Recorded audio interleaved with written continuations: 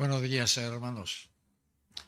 Yo había pensado hablaros de Natanael, no sino el que aparece en la Biblia, pero luego anoche estaba pensando, ostras, ya hemos llegado casi a las puertas de la Navidad, así que es mejor que hablemos de algún tema navideño. Así que vamos a hablar de los pastores. Supongo que es la historia navideña casi la más popular de todas, así que estaréis ya muy familiarizados con el texto, pero vamos a leerlo en Lucas capítulo 2. Lucas capítulo 2, versículo 8.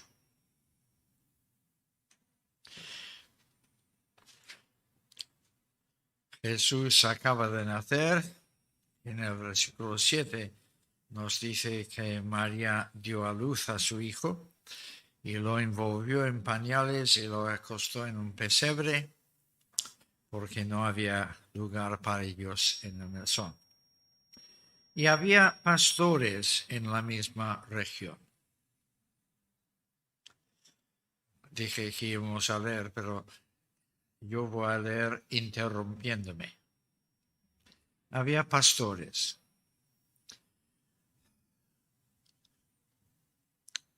Me parece que no hay nadie aquí que vive en el campo. Somos bichos de ciudad y por lo tanto no sabemos lo que es cuidar a los animales, ni mucho menos ser pastores. Era un oficio menospreciado en la antigüedad. ¿Os acordáis de que cuando los israelitas, los hijos de Jacob, bajaron a Egipto? Jacob, que era primer ministro de Egipto, les dijo, decid que sois pastores, porque los egipcios no quieren a los pastores. Y por lo tanto podremos vivir separados de los egipcios en Gosén y crecer allí como pueblo de Dios sin interferencia de la sociedad egipcia, diciendo que somos pastores, porque somos pueblo despreciado por ser pastores. Puesto que los hijos de Jacob eran pastores, supongo que no había tanto prejuicio contra este oficio entre los judíos que entre otros pueblos. Pero con todo, había cierto prejuicio. Por ejemplo, los pastores no podían testificar ante los tribunales, porque nadie se fiaría de su palabra. En esto eran como las mujeres, que las mujeres tampoco podían testificar porque nadie puede fiarse de la palabra de las mujeres. Veo algunas sonrisas y algunas caras enfadadas, pero no estamos hablando de la sociedad de hoy, sino de lo que era en aquel entonces. Así que debemos entender que los pastores eran bastante marginados. Además, vivían casi todo el tiempo alejado de los pueblos y por lo tanto no muy integrados en la sociedad.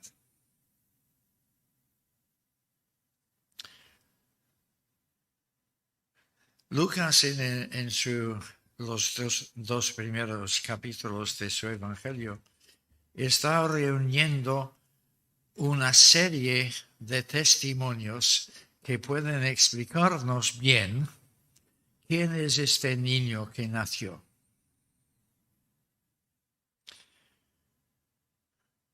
Y él quiere que escuchemos el testimonio de los pastores. Pero tú, como buen judío, dices, pastores, no admito su testimonio. Lo mismo que no admitirías el testimonio de las mujeres que eran las primeras testigos de la resurrección de Jesús. No admito el testimonio de las mujeres. Pero Dios ha querido hacer testigos de los marginales. Esto enlaza con lo que nos han dicho Carlos y Gaby acerca del martes. Yo no sirvo para testigo. Yo no tengo mucha facilidad para hablar con la gente. ¿Vale? Los pastores y las mujeres no eran aceptados en aquel entonces, pero Dios les escogió a ellos, no a los catedráticos y rabinos de Jerusalén, para ser portavoces de la noticia. Y a lo mejor quiere utilizarte a ti también este martes. ¿Vale? Seguimos leyendo. Había pastores en la misma región que velaban y guardaban las vigilias de la noche sobre su rebaño. Según los rabinos del siglo I, existía una ley que prohibía la existencia de rebaños en una zona alrededor de Jerusalén, una zona que incluía el pueblo de Belén, porque Belén no está muy lejos de Jerusalén. Y por tanto, algunos comentaristas afirman que los rebaños que aparecen aquí no podían ser rebaños particulares, sino que tenían que haber sido rebaños pertenecientes al templo, rebaños de ovejas, de corderos, que iban a ser ofrecidos en los sacrificios en el templo de Jerusalén. Los sacerdotes de Jerusalén hacían un buen negocio, porque inicialmente los judíos tenían que llevar a la ciudad corderos de su propio rebaño. Pero puesto que es muy cansino viajar con corderos, yo no sé si alguna vez lo has intentado, pero podemos imaginar que es mucho más fácil viajar solitos y luego comprar un cordero cuando llegas a Jerusalén que no tener que llevar contigo un cordero desde Galilea o donde sea. Así que los sacerdotes habían montado todo un negocio criando rebaños propios, luego vendiéndolos a buen precio. De allí la limpieza del templo por parte de Jesús, porque él veía que estaban convirtiendo las cosas del Señor en un negocio económico. Así que él quiso poner fin a todo esto. Por allí están los rebaños probablemente del templo. Y esto es un detalle muy interesante, porque entonces los pastores en cuestión serían empleados del templo.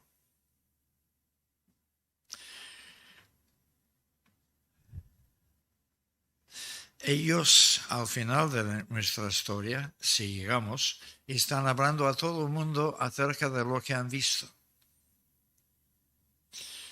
Habrán testificado también de ello en el templo a los sacerdotes.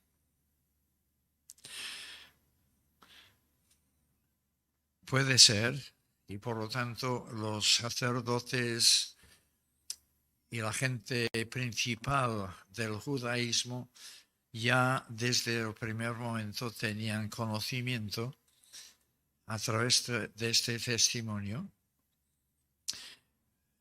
A través de este testimonio, sí, pero es un testimonio no admisible en los tribunales. Sí, ¿por qué harás tú? Vienen estos señores contando algo increíble. Tú nunca has visto el cielo abierto y una hueste de ángeles proclamando quién es este niño que ha nacido. Imagina el impacto si lo hubieses visto. No tendrías más dudas en cuanto a la fe cristiana. Tendrías absoluta seguridad. Y estos hombres se expresan con total convicción porque lo han visto, lo han vivido. Así que su testimonio no es admisible, pero es muy persuasivo. Y entonces, ¿qué harás tú con este testimonio? Ellos afirman lo que vamos a leer ahora. Así que vamos a leerlo. Y aquí se les presentó un ángel del Señor. No se nos dice nada más acerca de la apariencia del ángel, si era de tamaño humano, porque algunas veces en la Biblia aparecen ángeles gigantes y otras veces ángeles que parecen seres humanos. No se nos dice si había algo especial en su aspecto que indicaba que fuera un ángel, ni mucho menos si tenía alas como en la iconografía que vemos en cuadros, etc. Pero aparece un ángel y saben que es un ángel. Y además la gloria del Señor los rodeó de resplandor.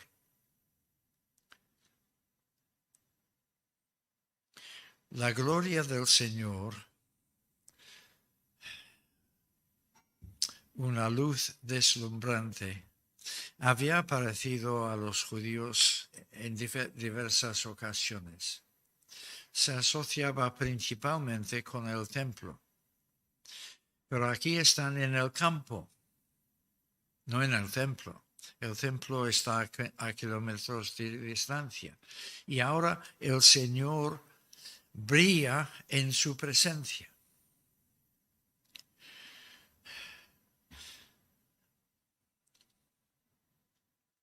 Estás muy dormido y de repente tu madre entra en la habitación y enciende la luz y te quedas deslumbrado. Madre, ¿qué haces? Imaginaos estar en pleno campo, en plena noche, y de repente la gloria del Señor resplandece. La luz de la gloria del Señor, cuando aparece, hace que el sol parece insignificante. Así que de repente una luz que ellos jamás habían visto.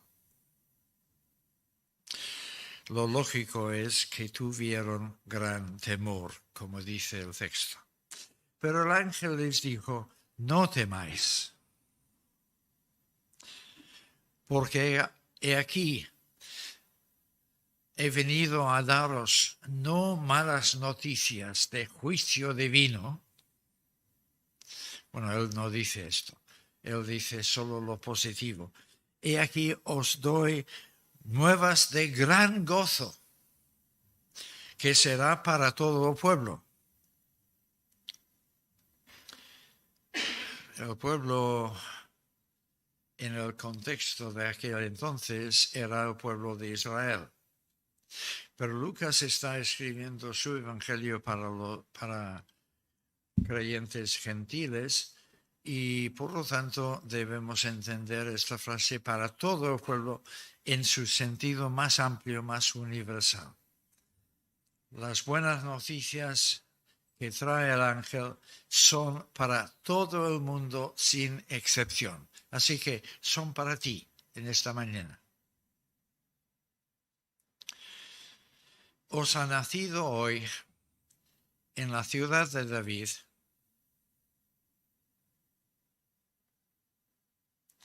la ciudad de David. ¿Cuál es esta?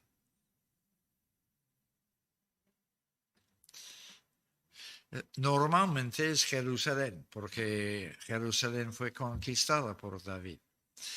Pero Belén es el pueblo donde nació. Y aquí Belén es la ciudad referida.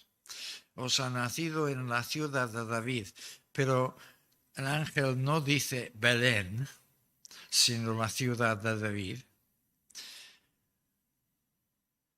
Lo dice expresamente porque quien ha nacido es el gran hijo de David, prometido en el Antiguo Testamento, el Mesías, el que iba a venir como rey de la casa de David. Os ha nacido hoy en la ciudad de David un rey. No dice un rey. Él dice un Salvador que es Cristo el Señor. Salvador, Cristo, Señor. Salvador, Mesías, Cristo, Señor, Rey Supremo. Además, en las escrituras del Antiguo Testamento, cuando fueron traducidas a la lengua griega, en 200 años antes de Cristo, la palabra Jehová, Yahvé, fue traducida como Señor. Y los escritores del Nuevo Testamento también recogen esto y aplican el título Señor a Jesús. Pero es un título que señala a su divinidad, a que además de ser el Rey Supremo, es Dios hecho hombre. Así que un Salvador, que es el prometido Rey, Mesías, y que es divino. Toda esta enseñanza concentrada en una pequeña frase. Pero notemos que el énfasis recae sobre Jesús como Salvador. El ángel podría haber dicho, os ha nacido hoy el Cristo, que es el Señor y Salvador. O podría haber dicho, os ha nacido el Señor, Dios hecho hombre, que es Cristo y un Salvador. Pero el énfasis recae sobre Salvador. Os ha nacido un Salvador, porque lo que más necesitas,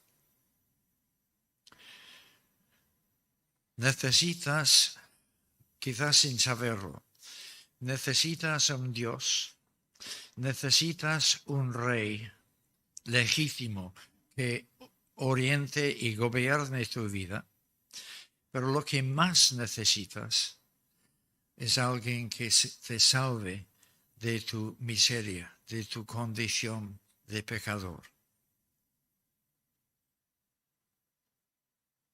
¿Sí? Bien. Esta es la buena noticia que trae el ángel. Pero casi está invitando a los pastores a dejar sus rebaños e ir al pueblo a ver si encuentran a este Salvador. Porque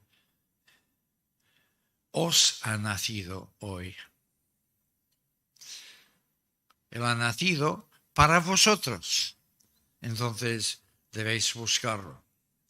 Pero si van al pueblo, ¿cómo lo van a reconocer? Bueno, es muy fácil. Él estará sentado en un trono con una corona en la cabeza, ¿no? Él es el rey. No, dice el ángel. Esto os servirá de señal. Hallaréis al niño porque os ha nacido. Es un bebé envuelto en pañales.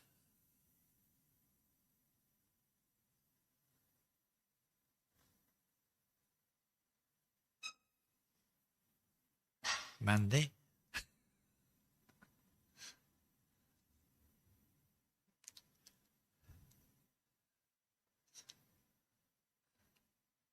Sí, este rey divino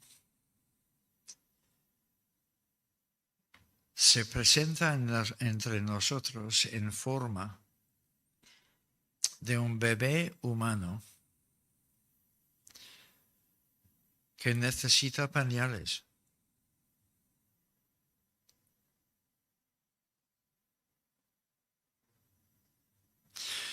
Pero a lo mejor había varios niños bebés en Belén en aquel momento, así que los pastores necesitan otra señal. Acostado en un pesebre. Y nuevamente mandé, porque las madres aquí presentes jamás han acostado a sus niños en un pesebre con la comida de las vacas y demás animales domésticos. Los pastores eran relativamente pobres, personas socialmente marginados. El rey de la gloria no le han encontrado espacio en el mesón. Ha tenido que nacer en el establo, acostado no en una cuna, sino en un pesebre. Esta es la noticia, y de repente apareció con el ángel una multitud de las huestes celestiales que alaban a Dios. Notemos que no dice que cantaban a Dios. Todos nuestros himnos hablan de los ángeles cantando, pero nosotros cantamos, los ángeles anunciaban.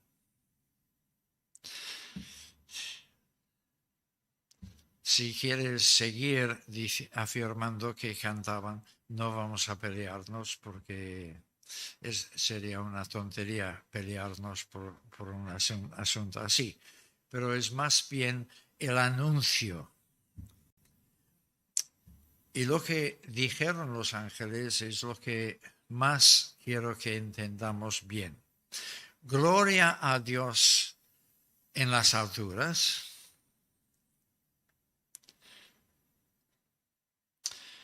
Y en la tierra paz,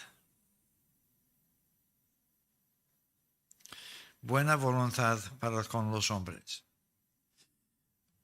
La segunda parte de este anuncio es la traducción exacta de manuscritos inferiores del texto original.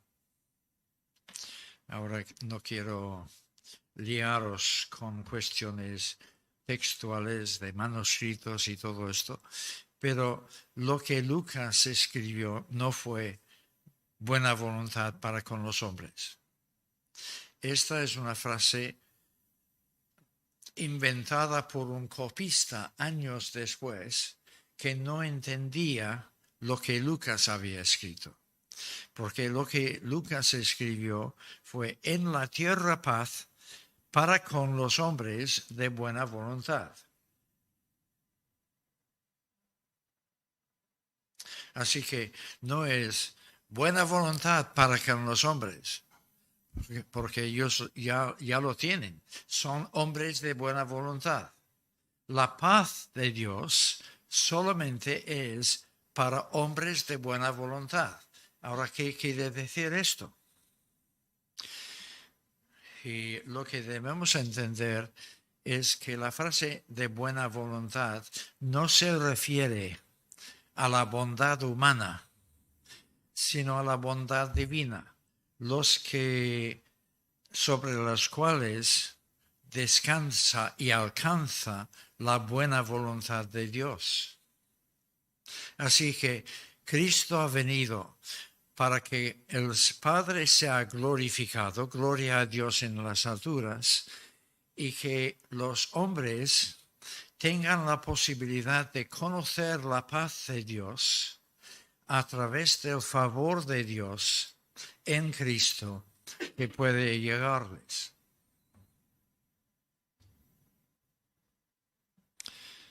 Esto coincide con el Evangelio que nosotros conocemos y predicamos.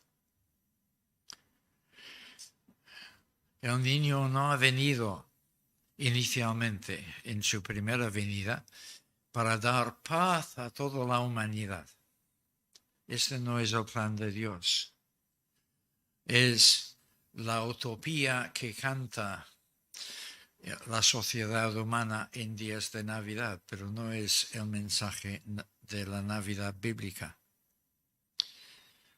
La Navidad bíblica proclama: Dios sea glorificado porque Él ha querido, a través del nacimiento de este bebé, traer paz consigo mismo, reconciliación consigo mismo, paz a la conciencia, paz interno para los seres humanos, no todos sin excepción, desafortunadamente, sino de aquellos sobre los cuales descansa el favor de Dios, que es lo mismo que decir sobre los cuales abrazan y aceptan el regalo de Dios en Cristo.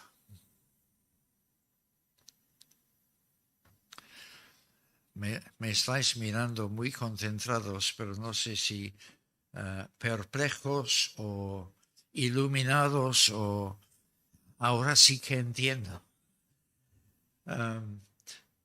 Mi deseo es que la reacción vuestra sea ahora sí entiendo. Que esta es la paz que trae Cristo. Desafortunadamente en este momento no es paz a nivel de las Naciones Unidas. Naciones Unidas es una contradicción en términos, porque nunca ha habido tanta desunión como en este momento, me parece. Pero entendéis que el niño ha venido para que tú y yo, cada uno de nosotros, si lo buscamos, pueda tener esta paz con Dios. Sucedió que cuando los ángeles se fueron de ellos al cielo, los pastores se dijeron unos a otros: pasemos pues hasta Belén. Y el lenguaje original es muy gráfico en este punto. Venga, vayamos. No os quedéis ahí sentados. Vamos a ir. Y veamos esto que ha sucedido y el que el Señor ha manifestado.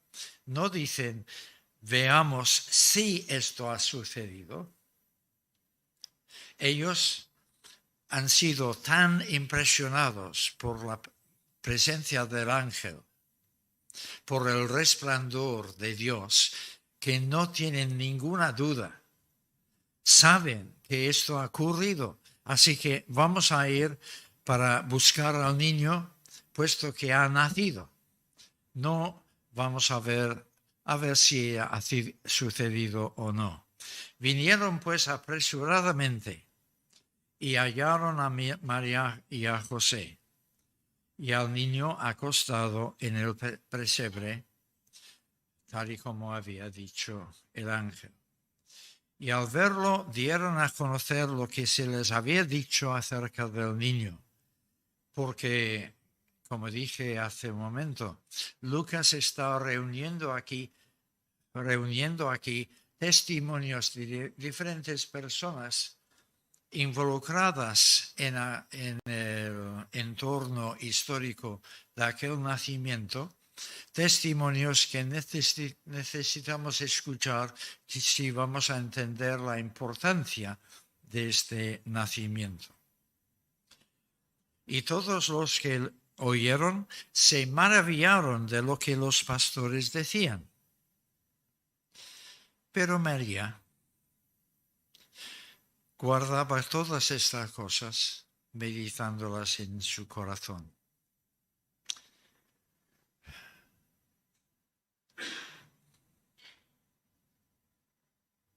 Acaba de dar a luz. No sabemos si el parto fue fácil o complicado.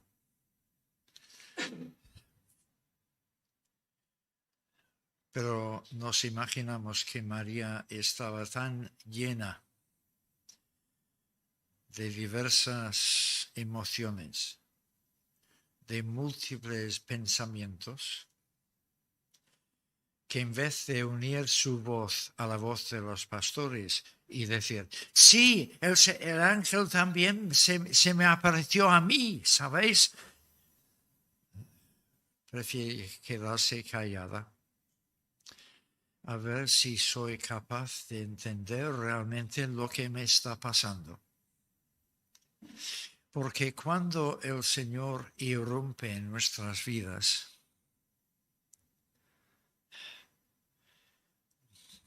es como si estuviésemos soñando.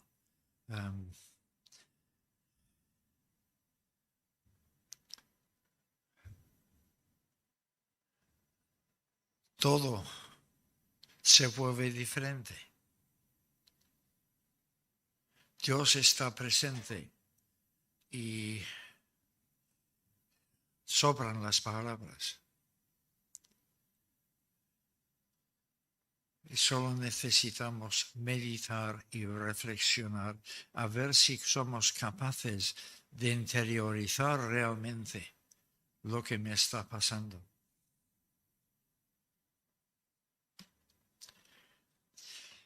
Y volvieron los pastores glorificando y alabando a Dios por todas las cosas que habían oído y visto, como se les había dicho. Y desaparecen de la historia bíblica. Pero nos imaginamos que iban contando a todo el mundo lo que habían visto y oído. Y ya he sugerido que la noticia puede muy bien haber llegado al templo de Jerusalén a través de ellos. Testigos despreciados, pero para Dios más que válidos. Dios no envió el ángel al templo,